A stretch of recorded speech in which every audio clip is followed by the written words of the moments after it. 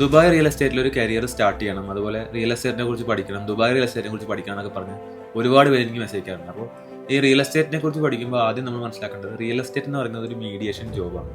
Mediation എന്ന് പറഞ്ഞാൽ ഒരു പരിധിയിലധികം എക്സ്പെൻസീവ് ആയിട്ടുള്ള എന്ത് സാധനം വാങ്ങുമ്പോഴും ഒരു മീഡിയേഷൻ്റെ ആവശ്യം ഉണ്ടാകും. ഇപ്പോൾ റിയൽ എസ്റ്റേറ്റ് എന്ന് പറഞ്ഞ ഒരു പ്രോപ്പർട്ടി ഒരാൾ വാങ്ങാൻ ചെല്ലുമ്പോൾ ആ വാങ്ങാൻ ചെല്ലുന്ന ആൾ ഏറ്റവും വില കുറച്ച് വാങ്ങാനേ ട്രൈ ചെയ്യുള്ളൂ, അതുപോലെ വിൽക്കുന്ന ആൾ മാക്സിമം പ്രോഫിറ്റിൽ വിൽക്കാനേ ട്രൈ ചെയ്യുള്ളൂ. അതുകൊണ്ട് രണ്ടുപേരുടെ ആവശ്യം രണ്ടാണ്. അപ്പോൾ അതിനിടയ്ക്ക് ഒരാൾ ഇല്ലെന്നുണ്ടെങ്കിൽ ആരെങ്കിലും ഒരാൾ പറ്റിക്കപ്പെടും. സോ ആ ഒരു പാർട്ടിൽ മീഡിയേഷൻ വഹിക്കുന്ന ഒരാളെയാണ് നമ്മൾ ഏജന്റ് എന്ന് അല്ലെങ്കിൽ കൺസൾട്ടന്റ് എന്ന് പറയുന്നത്. അതുകൊണ്ട് തന്നെ ദുബായ് റിയൽ എസ്റ്റേറ്റിലെ ഒരു കൺസൾട്ടന്റ് എന്ന് പറയുന്ന ഒരാളുടെ ജോബ് എന്ന് പറയുന്നത് വളരെ വലുതാണ്. പല ആൾക്കാരുടെ ഹാർഡ് ഏൺ മണി ആയിരിക്കും അവർ ഒരു പ്രോപ്പർട്ടി വാങ്ങാൻ വേണ്ടി പ്ലാൻ ചെയ്യുന്നത്. അപ്പോൾ അത് കറക്റ്റായിട്ട് യൂട്ടിലൈസ് ആവുന്നുണ്ടോ, കറക്റ്റ് ആയിട്ടുള്ള പ്രോപ്പർട്ടിയിലാണോ അത് ഇൻവെസ്റ്റ്മെന്റ് ആയി മാറുന്നത് എന്നൊക്കെ നമ്മൾ ഈ പറയുന്ന ഏജന്റ് ആണ് പ്ലാൻ ചെയ്യേണ്ടത്.